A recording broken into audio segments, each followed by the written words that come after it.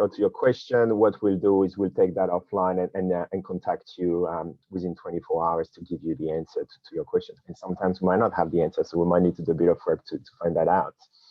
So welcome, I'm Clem, and let's get started. It's really weird because usually we always have a bit of feedback and live questions, but this time around, it's just gonna be me talking for about 50 minutes. If you don't understand the French accent, I can't blame you. You know, I've been here for 12 years, but I think that's one thing you don't lose. So just ask Rex to repeat whatever I've said in the chat. Okay, you need to open any thought leadership presentation with some sort of big, bold statements or a quote from someone famous. And I think, you know, today is really about how do we capture the changes that have happened in a couple of weeks around March, April last year and understand the lasting impact mostly on 2021. So here's the quote from Lenin, you know, there are decades where nothing happened and there are weeks where decades happen. And this is very true when you start thinking about our adoption of e-commerce and buying online. You know, I kind of love the job we have at IRI because it is relatively simple. You know, we get a lot of data, we talk to a lot of partners in the industry, retailers and suppliers, and then we come up with themes. The challenge that we really had this year or in 2019 is we thought we had nailed all those themes and it was really easy to predict 2020. And suddenly we know exactly what happened.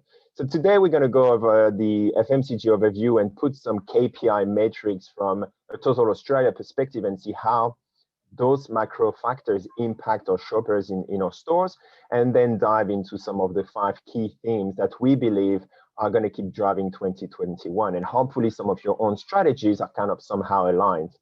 As you can see, I'm working from home, so you will excuse the noise in the background. I have 2 kids running around. So if there is a couple of background noise, it's just 2021. So welcome to 2021. We shoppers are most of the time rational, right? We make decisions based on years of shopping and years of habits. But then the pandemic hit us and suddenly we're completely irrational. And just look at W8 this week where we saw again like shortage in some of those items we saw in every other state last year. So it is really hard to predict. And the question we're getting at the moment from most of our clients is, can you help me forecasting 2021? Can you help me putting a line somewhere around what March and April growth rates are going to be for my categories and my brands? Well, yeah, we can help you. We have a lot of data to get there. But if the pandemic hit us again in any shape or form, those numbers are going to be completely inaccurate. So that's why today we want to focus about the macro themes and really those enduring pillars that are driving our industry. As I say, you know, pre-COVID, life was relatively easy for us in the FMCG industry. You know, if you had a product that was good for the environment and good for you, you know, in that health and beauty space, and that was somehow recyclable and green, you had a successful formula. We knew where to find our shoppers. Our shoppers were mostly in those big cities, and you could see the rise of the metro stores, and their performance were very much, you know, on that top-up shop on your way back from work. We also knew that most of the volume growth that was coming from the population growth, which at the time, you know, was 1.6%, 60% coming from immigration. So we knew the flavor profiles of our Australian citizens were changing towards more spice and things like that. And finally, we were quite a time-poor society, commuting on average 45 minutes each way to go to work. And obviously, during that time, you don't really have time to do much more than being focused on either your commute in the car or in the train. And then suddenly the pandemic hit us. This is, you know, March, April last year. We could see it coming and we could see it gradually increasing overseas. And everything that we took for granted and we were pretty sure just went off the window. We went into that pantry stocking craziness. I'll take an example. As you know, I've said I'm French. I never buy baked beans because that's not something French people eat. But I just thought if the world was going to end, I needed to have baked beans in my pantry because that's how I would like to die, with baked beans in my pantry, and that probably would be my last supper. So I still have that baked beans in my pantry, and I probably need to wait for my English friends to come home before we can actually consume them. So, you know, just those little details that I never bought that category, I never bought that item, but suddenly I've added that into my basket. So it's kind of that irrational behavior en masse that has really driven the growth of the industry. We also rediscovered basic simple moments such as home cooking. We couldn't do much else. So, you needed to find a way to entertain the kids, and everybody went on to baking. And you're going to see the impact of that on some of the numbers I'm going to share with you. And the good thing is to see that actually those moments, those simple moments of cooking from scratch are still here today. And we've kind of fell in love again with cooking. Obviously, you had restriction, the hoarding behaviors, people fighting over toilet paper. We went towards the e-commerce. Remember, the grocery platforms were closed for a few weeks just to make sure the stock could go to the stores. So really, that was more going to a Temple and Webster, a Kogan website, and buying a new furniture for your home office, a new screen, and start creating that cocooning. We knew, well, we didn't know how long we were going to be in our home, but we just wanted to make sure our home was going to be as comfortable as possible. Now, we are in a very exclusive place in Australia and New Zealand, if we have anyone from New Zealand on the call. We are almost in that post-COVID, and we're learning to deal with it. But we are uniquely placed in the world, like, obviously looking back in Europe or the US or many other countries in the world, they're still fighting, they're still in that during COVID phase. And usually Australia looks overseas to find the trends and bring them home. But we have the unique opportunity this year to actually drive the new trends, to be the leader when it comes to innovation and really driving things.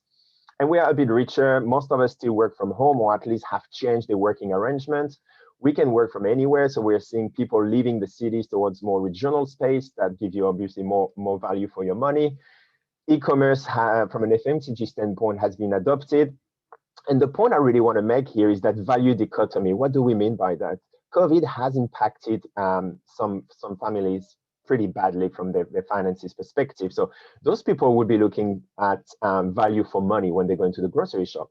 Other families like myself, I didn't go to Europe this year. I saved about $10,000 to $12,000 on airfares by not going to France.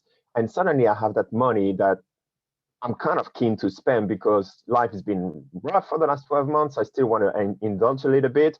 And, I'm probably going to treat the family to a better holiday in Australia or better product and recreating that quality restaurants at home. So those are kind of the post-COVID themes that are going to drive that change. And remember, the government has been highly supportive, and we're going to see what are the changes from a March perspective to the world, or to the world of Australia at least. This is an Ipsos study. It's freely available. I've actually updated that to December.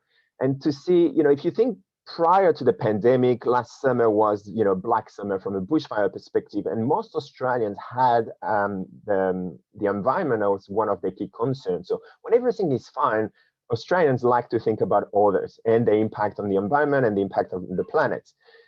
Now, suddenly the pandemic hit us, and we don't really care about others. It's all about me, my survival, the survival of my family, my finances. And you can see how we shifted from being quite extrovert and thinking about the rest of the country to thinking about ourselves.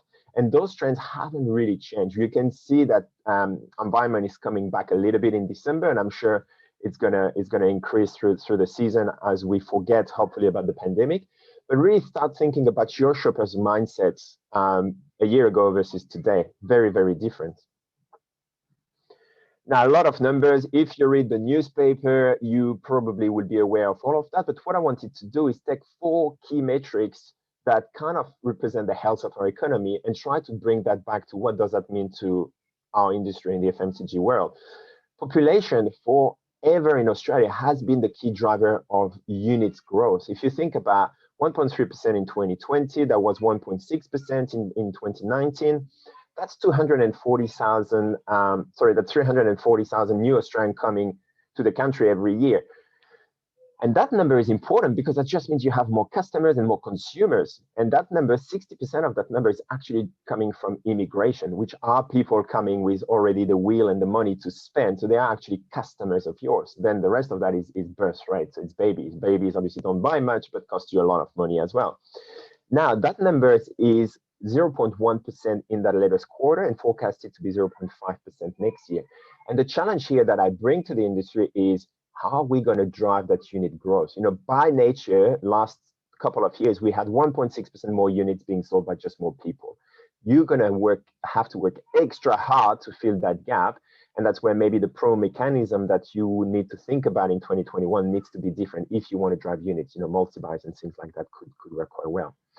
The GDP is the health of the economy. It's all the services and output that the Australian economy produce. Obviously, you'll be familiar with we've entered a recession. There is some positive momentum here that quarterly growth is quarter on quarter. So it's kind of lapping the quarter of the pandemic. So obviously, you expect to see that in positive. But overall, from a yearly perspective, we're still in negative. But we're doing much better than most economies, which means we are seeing a strengthening of our Australian currency, which again, if you think about what we do, means importing product is going to be probably more affordable because we have a stronger currency, but exporting might be a challenge. So watch that space. The unemployment, 6.6%. You read the news and it's like, wow, it's high, it's getting higher. It's still really healthy compared to many developed economies, mostly Europe at the moment. The other factor here is obviously the underemployment. So people that we want to work more, but just can't get the opportunities, so they don't really fulfill the financial needs. Now, the point I want to make here is JobKeeper and job seekers is supposed to stop in March, and we know the borders are not going to reopen. The international borders are not going to reopen until a later stage. What is going to happen to the tourism industry and the travel industry and all the people working there without the support from the government? That's going to leave a lot of families in a pretty tough situation. So I think March and April are going to be critical quarters and months to really understand what's going on. The inflation on the right side, if you're not familiar with inflation, is the cost of living, cost of stuff. How much everything that you buy today is more or less expensive than last year. We actually saw inflation going backwards, so that's called deflation, in the quarter to June, and that was mostly driven by not having to pay childcare, which was one of the good things out of the pandemic. And now that you have to pay childcare again, it's back in increase, back up. And you can see that food and bev is actually driving that inflation, and you'll see that supermarket in particular, the prices are actually accelerating faster than the overall food and veg at 2.3%. That 2.3% is mostly a reflection of the natural disasters we've had in Australia in 2019 and lapping that growth, right? So if you think about the droughts, which has led the price of raw materials, cattle, and all of that going up. So really that means that shoppers are going to have to pay more for their food and their basics. And we know that some of them are going to be in a hardship. So you're going to have that value dichotomy really coming into place. And I think brands that are going to be squeezed in the middle, those mainstream brands, are going to be probably struggling in 21. So the value proposition, cheap private label, are going to do well. Premium brands are going to do well from that indulging part of our nation.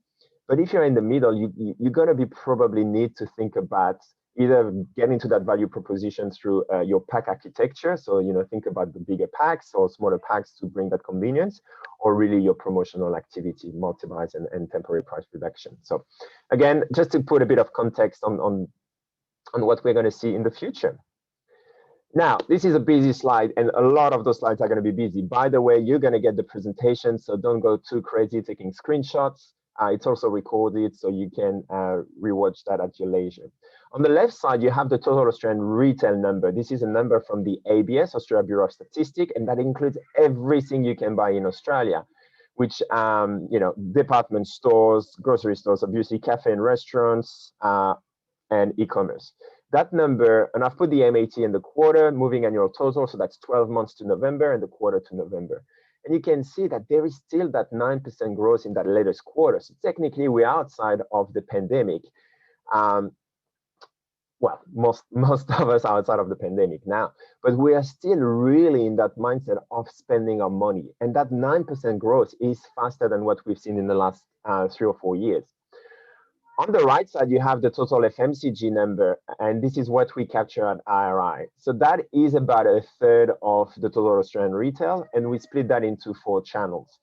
What we can see is that quarter is 11 or 12%, which is actually growing much, much faster from what we could actually see in the previous months. So just give me 1 second, please.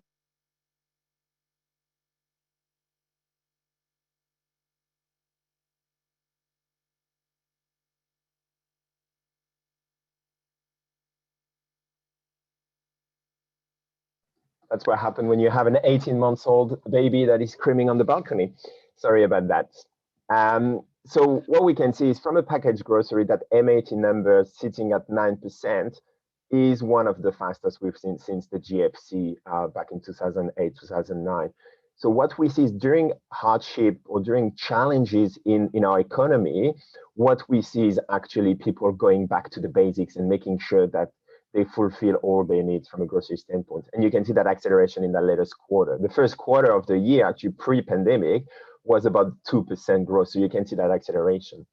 The other point I want to make is the discrepancy between unit growth at 4.5% and value growth in the latest quarter, while growing twice the rate. And that to me is driven by two or three things.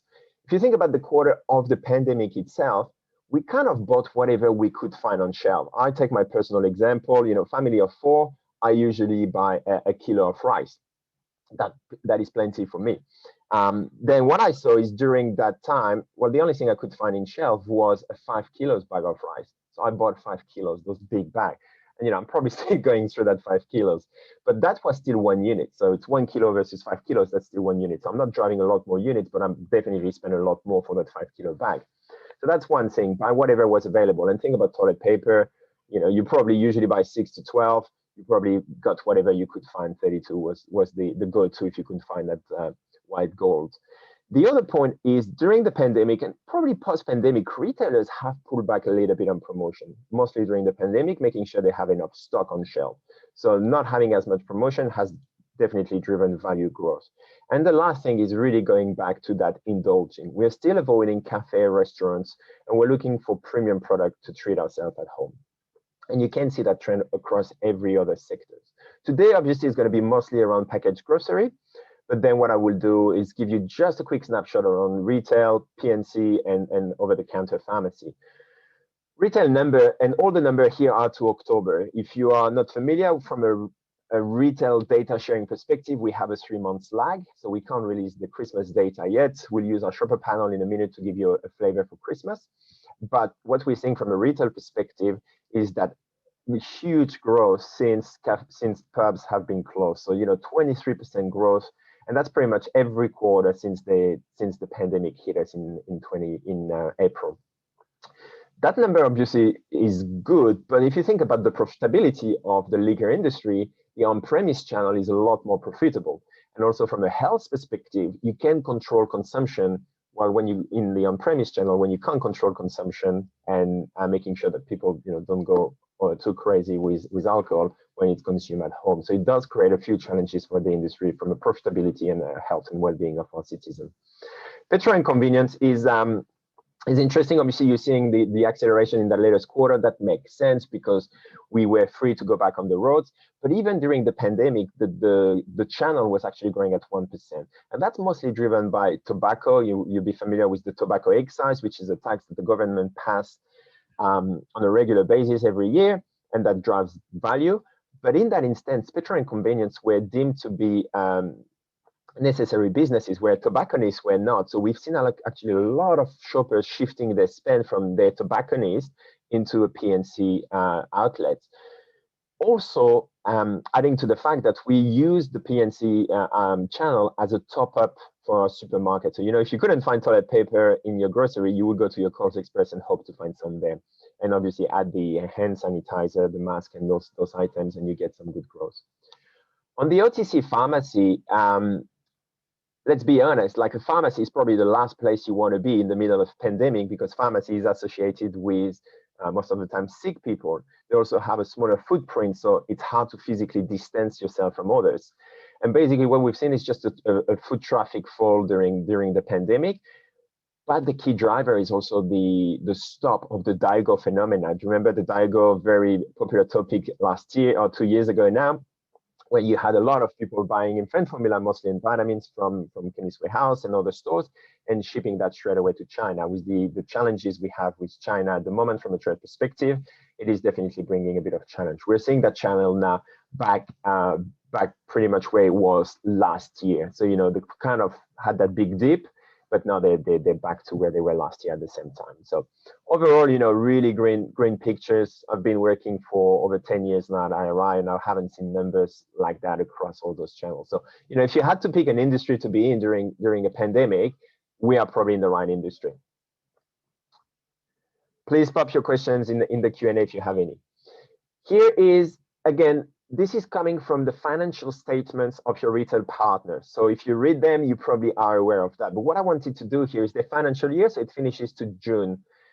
It's break each quarter, Q1 21, just to put that in perspective, that's actually in September 2019, and that was the Discovery Garden for Woolworths, so quite a long time ago. But you could see the growth rate there being very, very small for most retailers, but Woolworths. Woolworths did well with the Discovery Garden. Then Q2 is the Christmas season, last 2 years ago. And basically what you can see, Coles and Woolworths neck and neck. And during Q3, that's the first quarter of the pandemic, Coles actually did slightly better, probably because they were lapping a weak Q3 2019, but also because they were just a couple of days later to pass some of the product restrictions. So they've seen slightly larger basket during those first few weeks of the pandemics. And then Q4, quite interestingly, that's just the last June quarter. You see Aldi and Metcash really bouncing back. And that's driven by some of the factors at the bottom, which is the convenience of the store, so that's the IGA, and the value proposition, and that's the Aldi. If you think about the lockdown in Victoria, you had that 5 kilometers radius, so sometimes IGA or Aldi were the only stores you could go to as well. But overall, you know, Woolworths still has the momentum from a total retail perspective. And if you want more data, we've published 3 or 4 pieces of thought leadership around COVID and all of that. So we're happy to share that with you if you haven't received that yet. Now, obviously, they have released now their Q1 results, and this is fascinating. So Q1 will be the quarter to September 2020. And you can see that Woolworths is definitely carrying that momentum. And Coles growing at 10% is not bad, but it's not quite 13%. Probably have a lot of drivers that you can look for here, but one, if you have read the statement that to me stood out is really the e-commerce acceleration from a Woolworths perspective. So Brad Banducci was announcing that the e-commerce platform on Q1 21 actually grew by 100%. So they doubled their e-commerce channel, while Coles grew only by 57%, which is still good, but it's not quite 100%. And they probably were coming from a lower base as well. And that really bring another challenge to the industry, because what you have is you're kind of doomed if you do, and you're doomed if you don't do e-commerce, because Brad Banducci said they haven't found a way to make e-commerce profitable yet. But if you don't have e-commerce, that sale is going to go to your competitor. So that's about striking the right balance and not cannibalizing your sales from brick and mortars where you get your better margins, but making sure you don't lose your shoppers, because we're going to see that an e-commerce shopper is actually extremely loyal to a Coles or Woolworths.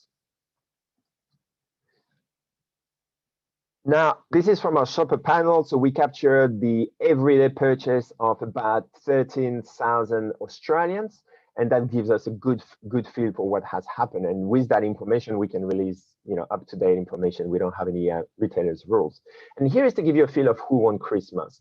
Well, for the 3rd year in a row, Woolworths has won Christmas, but Coles has put a really good fight. It's just that Coles overall this year, as you saw on the previous numbers, has undertraded. So you can see that on the bottom left slide, both of them actually had a nice little increase through the Christmas period.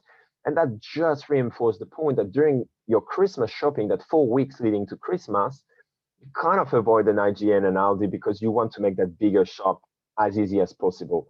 But we're going to see a few numbers around how often do we cross shop in that 4 weekly period. So overall, a lot of info there, but the message is Woolworths won. The Ooshies were a fantastic campaign for Woolworths and directly stole share from Coles. You can see that little dip in that quarter, in that 4 weeks to October. And really, really strong campaign from those guys. Now, that slide is quite complex if you've never seen it before, but I just wanted to have that in the deck so you can refer back to it. Here we're looking at the 4 weeks to the 27th of December, so it's 4 weeks to Christmas. And we're looking at Woolworths shoppers on the left side. So Woolworths shoppers in that 4 week period allocate, if they had 100% to spend in grocery, they allocate half of that spend to Woolworths, which means they still allocate half of that $100 to the 4 other retailers, nearly $29 to Coles. So, you know, they're fairly loyal. $1 in $2 is allocated to Woolworths. And that's a 4 weeks period. So that just shows you how promiscuous your shoppers are, and that having a one retailer strategy might not always work, because you really need to be in multiple retailers. what you can see really the gap with Kohl's here, the Kohl's shopper have allocated $47 of that $100 and allocated $33 to Woolworths. So Woolworths is still, even amongst Kohl's shoppers, a large part of their spend. And that probably could be, you know, in a 4 weeks period, you might have been on vacation, and therefore the only options you had was a Woolworths. But overall, also the store network of Woolworths is still a bit bigger, so you would expect that number to be quite big.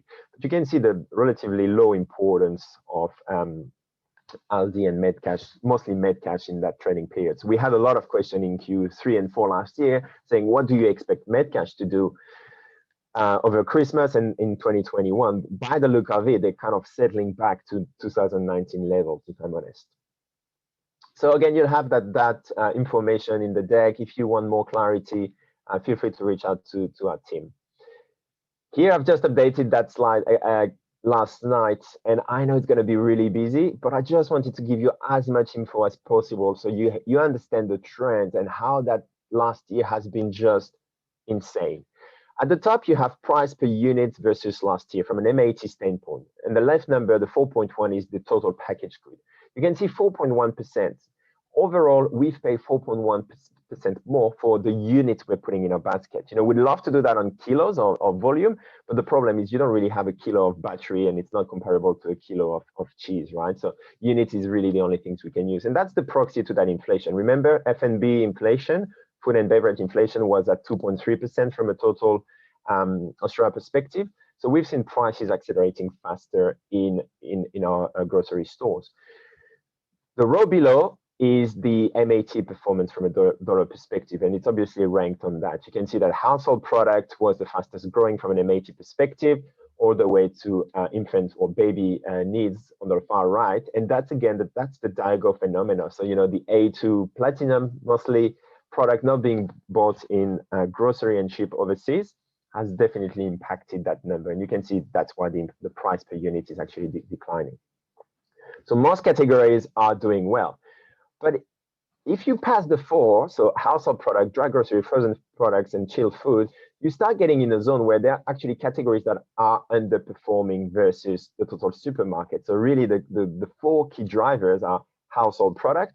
And quite surprisingly, in that category, you will have everything that is gardening needs and seeds and bulbs and stuff like that. You will have also everything that is cookware and bakeware. And that goes back to going to the simple occasion of cooking from home. And that dry grocery there is just insane. If you've heard us talking last year about the market move, we were talking about the center of the store is dying. You know, we were looking at 1.6, 1.8% growth in 2018 and 19, and every single bit of growth was coming from the perimeter, the fresh produce, your fridge, your deli, your freezers, which is still performing really, really well here, but just almost not as well as the dry grocery. And that's just us going back to, you know, the tins and the cans.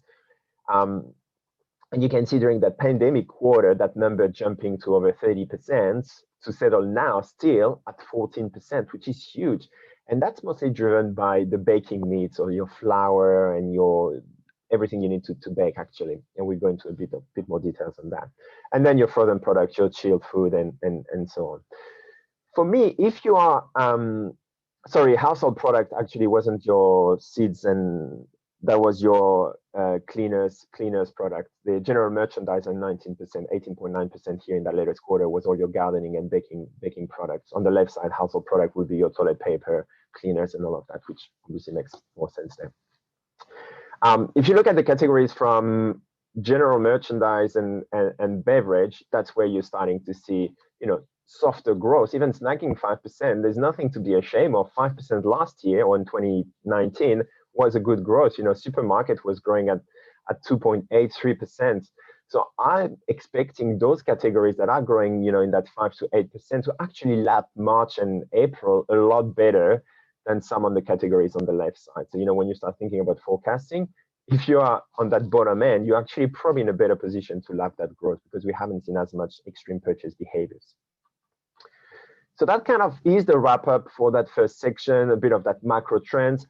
And if I leave you with 3 things here is, you know, your shoppers have moved. Your strategies from 2019 and potentially 2020 might need to be rethought, because They are moving where they shop. We're seeing more people shopping online, and we'll cover that. And it's really important because the average online basket is about $150. Well, if you go to brick and mortar stores, it's about $50. So those baskets are 3 times bigger, and they're very loyal to your retail partners. Where you find your shoppers have changed as well. I think the Christmas season we've had has been like no others, where you've seen a lot of Australians going to regional part of our countries, which has put a lot of demand on our supply chain and making sure that those smaller regional stores have the right stocks. But you're also seeing, just from moving away from the CBDs and working from home, regional and urban suburban stores performing quite strongly. And finally, that price performance. Make sure that you have the right strategy to target the two ends of our society now. So let's go into some themes here. Those are the 5 themes we will be covering. I think they're quite relevant. If you see that picture, you probably, at least I see myself during the first few weeks of lockdown, saying, okay, it's going to go far, it's going to go away pretty rapidly. Let's just watch a bit of Netflix, a bit of popcorn, probably add a glass of red wine in my hand. And that was me for the first few weeks. And then I realized, well, that might be here to stay. So let's get into a better hygiene and better lifestyle. Why is that a theme? And those numbers are here to just prove to you that those themes are not just a couple of people at IRI sitting down and thinking, oh yeah, that's something. We've actually done quite a few surveys to interrogate Australians. So, as of September, 1 in 3 Australians were still working from home. And we're seeing a lot of people going back to the office now, but in a flexible arrangement, because we still need to social distance in the office or wear a mask. And therefore, working from home is quite well accepted. On the male side, 90% of us are still keeping distance from people. If you're like me and you walk in the street and someone sneezes, I jump like 1 or 2 meters away, hold my breath for 5 minutes until I'm in a safe zone, and grab the first hand sanitizer and just put sanitizer all over me. I'm sure I'm not the only one. Maybe I'm a bit germaphobe, but you see a lot of people trying to avoid crowded places. And the right number is really about half of the Australians are actually willing to pay a premium price for a better quality.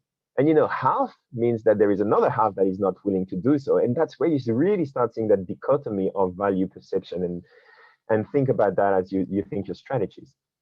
Here is what is the impact of those macro trends to the categories in our industry, right?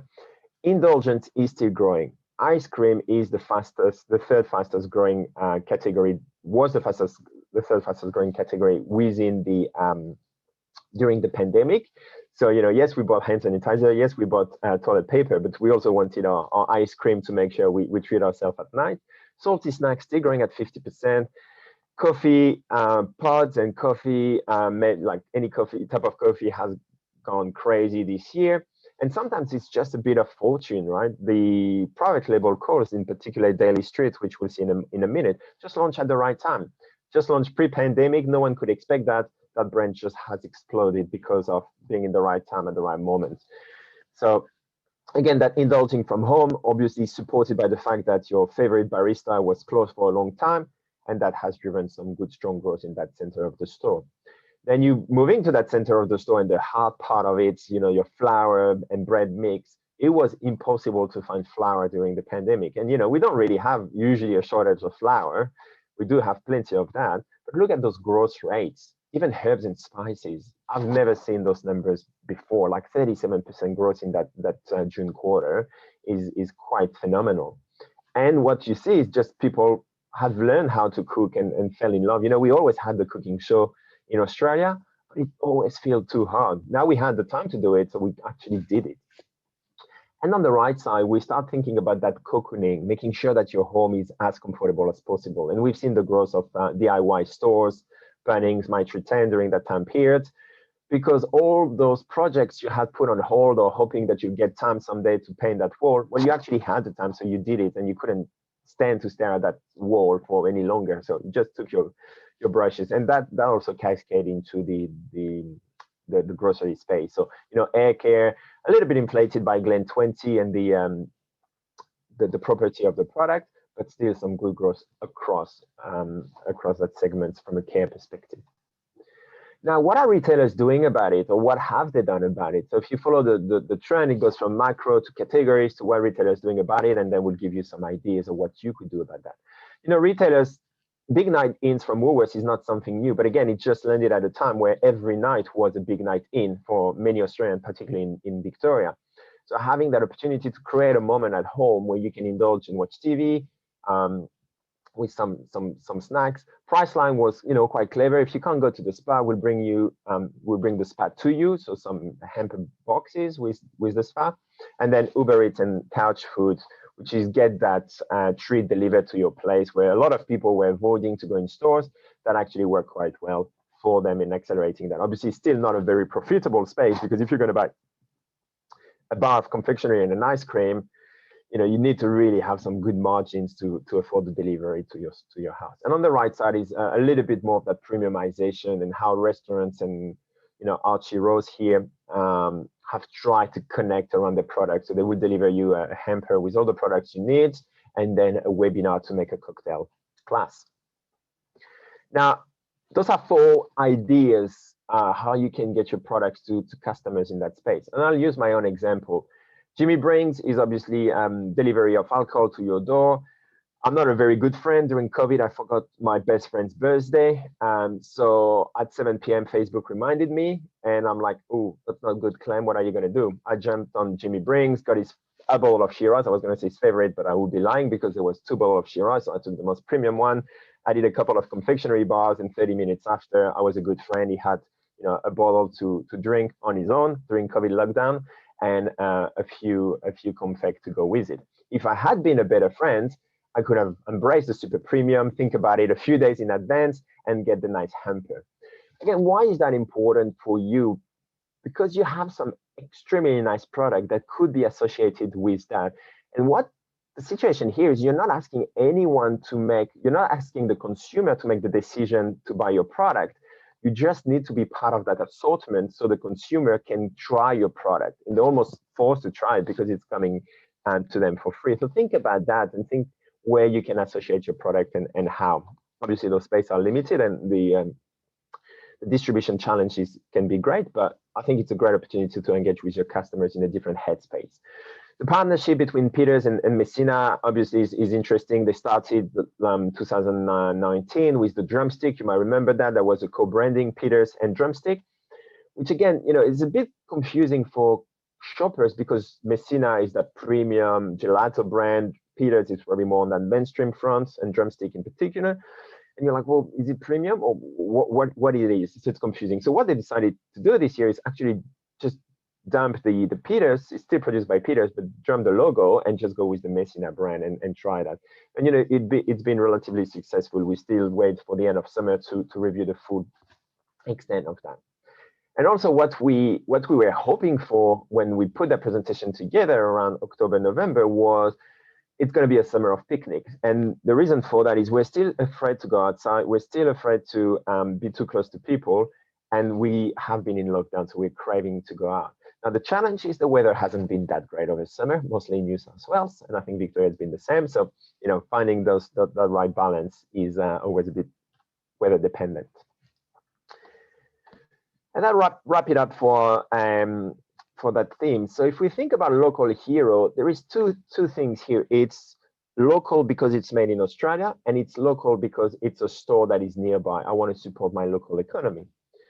Again, a couple of stats. You know, 90% of us are more likely to purchase Australian-made product. I think that number is actually increasing with some of the challenges we've been that has been coming our way from China, and mostly around, you know, the wine consumption of Australian wine. So we've kind of really embraced that insular mentality around let's support our own economy. We are spending a lot of time searching for Australian products online, and mostly post-COVID, we want to make sure that that product is safe to consume. And the farmer market is, I think, for many of you, a great opportunity to engage. If you think about doing a product trial, instead of doing it in a shopping center, why don't you go to the most famous farmer market in your area and give it a go? You will attract shoppers that are in a different headspace, willing to try things, willing to give back to the community, willing to spend a little bit more. And you might not sell your product there, but at least you get them to engage in a headspace where they're probably not as stressed as in a shopping center, trying to avoid human contact at all costs. Now, what have retailers done about that local? Quite clearly, 2020 wasn't a year to do a lot of local things or a retail brick and mortar stuff. So what we've seen is Woolworths keep on pushing their customer first ranging. There's 54 new stores that really have embedded a unique range to cater for that demographic around the stores. Going back to the store in Parramatta, Sydney is not the same store as in Cairns in terms of people shopping there. So having a larger ethnic range in that store in particular makes a lot of sense. So tailoring the range to the right store and the right demographic is still a big push from Woolworths. Coles has refurbished quite a few stores. I live in the eastern suburbs of Sydney. My Coles store has been very dreary for a very long time, and suddenly now, 6 months ago, we got a refurbish. We have a pet bar in the store. We have little macaron and gelato, and every single trolley has a coffee cup holder, because that's how we do our shopping in Sydney, right? You just always have your coffee in your hand, which is not very convenient when you need to wear a mask. But you're starting to see some of those cues from the Coles local concept coming to more of the mainstream stores. Now, what brands can do about it? And I'm going to share with you two different examples. One is a 2018 example from Pump. Very simple idea. We love our footy. We've missed the sports last year because it was not quite a normal year. And basically what Pump did and sold 250,000 more bottles by just putting the logo of your favorite team on it. Again, if you're at the point of decision and you have a Pump bottle with your logo and it costs you an extra $1 versus just a plain water, you might go for that just to support your team. And that has worked quite well. A few logistical challenges, obviously, but worked quite well. The other thing is on the bottom right, you have Dutch Mill I think it's in Thailand. I don't know if you know Fortnite, which is one of the biggest online game where a lot of people, I was going to say teenagers, but that's not true. A lot of people go online and basically try to kill each other. What Dutch Mill did is actually create a non-aggressive character that you can see on the left side here, the secret supporter. And the role of that person is you can actually play the person and go and deliver care package to people in the game. You can't kill and you can't be killed, but you actually bring life and you bring energy to the people that are on the verge of virtually dying. And if you think about your brand engagement at that moment, if you're the player, you're like, wow, this is a last one standing type of game. So you want to be the last person not to die. So that's really helpful. And obviously that's, to me, how you integrate and start targeting more younger audience. And there's a lot of challenges. You've seen a lot of brands doing that. Red Bull is usually pretty good at doing that. KFC has done a lot of that with Animal Crossing on the Nintendo. And you basically start engaging in a very different way. The other point is the QR codes. We are so used to QR codes. They've been around for ages, but we never really knew what they were there for. But now we know what they're there for. And if you think about the brand engagement you can have through a QR code around talking about your story, talking about recipes, talking about how green you are in sourcing your products, this is a great way to engage with your shoppers as well. Or even from an instant promotion perspective, thinking about marketing in a slightly different way, which probably later will lead to that geofencing and making sure that when a shopper hits a part of the store, we can hit them with the right message. Now, what I wanted to share with you is not a sales slide, because most of you will have access to Coles data through the Synergy platform, and that gives you access to store level. And store level is really powerful to understand where your shoppers are migrating. On the right side is actually an example we've done in the Coles platform, helping a coffee pods manufacturer understanding how their shoppers had moved from CBD stores to actually suburban stores. And basically, it's just an index and showing that on the bottom right, you see that most of the sales were concentrated within CBD plus 40 kilometers. And actually, post-pandemic, that green zone expanded to CBD plus 130 kilometers. And again, helping them finding the right assortment. Then we mapped that to the Australian Bureau of Statistics to understand the cluster and the size of those stores in terms of the reach of the population they can get access to, and made some recommendation about their marketing activity. So again, it's about how do you engage with us to leverage the data that you currently have and make sure you make informed decisions from your marketing spend. So we'll talk to you a little bit about a couple of ideas we have around that space. Plant-based, 2020 was supposed to be the plant-based year. I can't tell you how many conversations I had with supplier in 2019 telling me about all the great ideas that they were supposed to land in 2020, but obviously that has not quite come to fruition. Here is just a couple of stats. 40% claim to be flexitarian. I think that number is actually undercooked. If you have changed your coffee, your cappuccino to an almond latte, you're becoming flexitarian. You're thinking about your dairy intake or your meat consumption if you're deciding to just have some green leaves tonight. I'm not going to go through those numbers, but we know the impact of the meat industry onto climate. With the US presidency changing, we're going to probably get more pressure from an Australia standpoint to reach the agreement from Paris as well. And we're going to obviously that topic is going to come back front of mind. Why is it important for your retail partners? On the left side, you have the AWOP to white milk, average weight of purchase of a white milk buyer. What we can see is a non-dairy milk buyer is actually 26% more valuable to your retail partner than a milk buyer in terms of their total spend. Because most of the time there is no private label offering there, or they're just more health conscious and therefore willing to pay more to feed that need. Retailers are obviously allocating more space. I have one team member that is fully vegetarian, and she told me, 10 years ago, I had maybe 10, 15 options. Now I have a full range of flavor and options to actually fulfill my diet. And if you look at, if you're a bit of a nerd, FMCG nerd like I am, take the Christmas catalog from Coles if you still have it, otherwise I'll ship it to you. And every other page of advertising in there for food was actually a plant-based solution or alternative. So really think about that in terms of, you might not have an opportunity to play in that space, but how do you associate some of your products with that? And when you have someone like Tesco claiming that they're going to increase their sale by 300%, it's coming from a low base, so it's an easy number to put there, but it really shows that retailers are pushing for that. If you have Netflix and you've watched everything on Netflix, you don't know what to watch anymore, I recommend a docuseries called Explained, and there is something around meat-free and why going plant-based is not an option, but it's a must for the overall world. Explained on Netflix, 15 minutes, 20-minute show, pretty good. Now, the dairy-free or the plant-based adoption is really fascinating. We've created a shopper database that has all categories of plant-based within the supermarket, and we looked at the cross-shop, and there is actually quite a fair bit of cross-shop. But the key factors here is there is categories at different level of maturity. If you think about the milk and ice cream in particular, the penetration, so the percentage of shoppers that buy those categories are not really increasing year on year. We probably reached saturation at about 60% of Australians have actually bought dairy-free ice cream last year, 6 out of 10. That's pretty high in my mind. But what we are seeing driving the growth is the frequency. How often are they repurchasing those alternatives? And that's increasing. On the flip side, if you look at categories like tofu, what is driving the growth is penetration, getting more people to buy that type of alternative. And if you want more information around there, please come and talk to the team.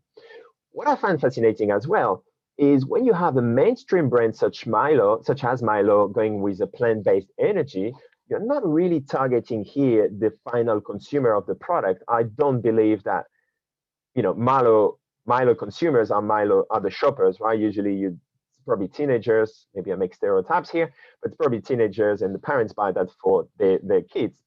And therefore, what you're doing is you start educating younger generations that plant-based is as good as any other product. And when they get to an age where they can make their own decision, it does not come up as an alternative. It's something they've always grown up with, so it's just there. And I think we're going to go into 5 to 10 years when we get those generations to full purchase power, to just not even think the way we're thinking and thinking about it as an alternative. It's just going to be the new norm. What can you do? What brands are doing? We've seen a lot of obviously specialty food and a bit more premium non-dairy. So YoPro with the protein and the dairy-free, so the double benefits of it. Even someone like Ben & Jerry's, the premium indulging ice cream going into that space.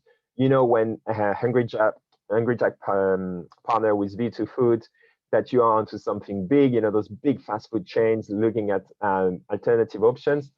In the middle, it's more about the future of and the impact on the environment. So, it takes a lot less water to create a ton of crickets than a ton of cow meat. And then thinking about alternative, algae is a great example where you don't need clear water, you just have the seawater to do that, but it's still a good superfood. And on the right side, it goes back to that slaughter-free meat, which is really passionate. Like, it's a really interesting topic. If you think about it, I think 5 years ago, it costed $300,000 to make one burger. Now they've managed to bring that cost down to $10 for a burger. $10 is probably the price of 4 burgers today at Coles or Woolworths. So once you get the scale and once you get the margins right, I wouldn't be surprised to see that in our supermarkets within 4 or 5 years. Singapore have just approved their first factory of meat-free burgers, and we're going to see an acceleration of that. E-commerce, again, it's not a question of if and when. A lot of stats here. I'm sure you're familiar. You're probably listening to me and watching some YouTube video at the same time. We're multitasking, always online. But basically now, nearly all Australians are shopping online or have done some shopping online this year. What is interesting is we are the 10th largest spender from a nation perspective on the e-commerce channel. If you think about Australia, we are far from being the 10th on many, many things. We're just 26 million people. So that number is really punching above our weight. Now, what are retailers doing? And again, it is interesting to see the difference between Woolworths going for micro fulfillment centers, which means more of them, which means then the cost of the delivery is going to be lower for them because they don't have to drive as much. And the cost of online fulfillment is really the cost of the delivery, mostly across Australia, where we have such a large country. While Coles is going the other way with macro fulfillment centers, two big centers in Victoria and New South Wales, really trying to drive that efficiency of scale in terms of producing that. So those centers are going to come in 2022, and that's probably where we're going to see Coles accelerating their e-commerce. What Woolworths has done really well and what they're doing better right now is that priority assistance. If you remember, post-pandemic, or actually in April, they kept their website open only to elderly generation and give them support to do that first shopping online experience. And we know that the first one is the hardest one, when you need to do all your basket and add all the items, but then it's just a repurchase. And for those people, if you can get all the bulky items delivered once every 2 weeks through an online order and just do your top-up shop, you'll be happy with that. You're not going to remove that top-up shop. That's the afternoon activity, love going to the shopping center, but that does mean some of their spend shift from brick and mortars to online. Now, why is it important? And I've already talked to you about the gross numbers from the latest financial statements. But once you shop online, you have a 65% rate of doing it again. That's the bottom left number. What is interesting is that 22%, once you do your shopping online, you are only 22% likely to go and shop from another platform, of course, in particular, if you shop in Woolworths. If you think about that numbers, we were talking before about that 50% and 38% for Coles. So you can see that that online shopper is a lot more loyal. But obviously, online brings a lot of challenges around packaging and carbon footprint. So this is something the industry will have to tackle as well. What have suppliers done about it? We're talking a lot about direct to consumer.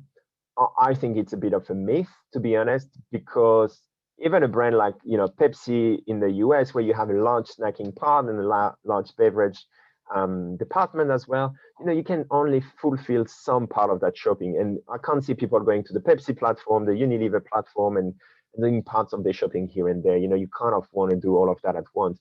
And if I'm honest, I hope I have no one from Kraft Heinz on the call today, but how often am I going to buy the Burger Lovers bundle sauce here in the middle? It could be nice as a gift, but not quite the ongoing purchase that direct to consumer really should be. The last section, and we're running just right on time, so I'm going to go really fast, is about private label. We know that private label is going to be important next year. John Durkan said it when he was still at Coles in 2016. We want 40% market share of our private label, and you can see that Coles is really pushing for that, and some good product, to be honest. We've seen the pandemic, the impact of that, and what you can see is back in 2009 or 2008 and 9, the pandemic, the GFC, you could see actually brand already growing faster than private label. And what we're going to see in a minute is actually that it's still the case here. We're seeing private label in Australia growing faster than brands. What have they done? A lot of things. The packaging are looking much better, pushing the ethnical and the on-trend products with the macro and the I'm free from, but also evolving the Phantom brand. And that is, if you think about the Phantom brand, those were the Woolworths really started that 2 or 3 years ago with the Chevron battery and those type of products, which were to me a copycat of Aldi products, so really fighting Aldi. But now, if you look at the top right item here, the Daily Street, this is a Coles Phantom brand. I picked up the product not knowing it was a Coles product, but again, big geeky, so I looked at who manufactured that, and that was made in Hawthorne. So I'm like, okay, interesting. And basically, really having that good, better, best type of private label at a decent price. You can see the share of private label excluding fresh, with Coles already nearly at 20%. Woolworths is growing faster, but coming from a lower base. Now, where are they winning? As I said, total supermarket, private label growing at 10%, brands growing at 8%. Again, coming from a lower base, so probably a little bit easier, but still ahead. And that's coming from across every single department where they play. They also had probably a better way to manage their own supply chain of their product and make sure there is a bit less out of stock throughout the year, and that has driven some good value. But if you look at the share of private label across the different countries that we usually benchmark ourselves against, there is still room to get to the level of the UK, and that's probably what Coles is looking at. But we're kind of there from a US perspective. So now, what can you do as brands to fight private label? For me, it's just keep your message simple. Take one, and Dara Lee is a great example, palm oil free, and push that through, on it. And, if there is value in your message, shoppers will be willing to pay more for it. As Norco, fresh milk is a great example, a lot of above the line activity before Christmas, very simple messaging. I think we might have a few people from Norco on the call, but, the packaging is simple. It's the Australian flag. We are 100% Aussie farmers, and it's fresh milk. If you buy Norco product, you are allocating you're spending 100% more than if you're buying private label milk. So really, that value is there, and shoppers are willing to pay more for. And the last part is the be local, play for where you are, and just bring that, and that's Brown's Dairy. The last one is, to me, remind you of this is where we're going to go. We're seeing more of that, and think, how can you play with that? This is an Asda example. Remove the packaging, remove the plastic, and just try to be on trends. The refill are a really great idea, because once you have people locked on those refills, they're probably going to be harder to switch away from your product.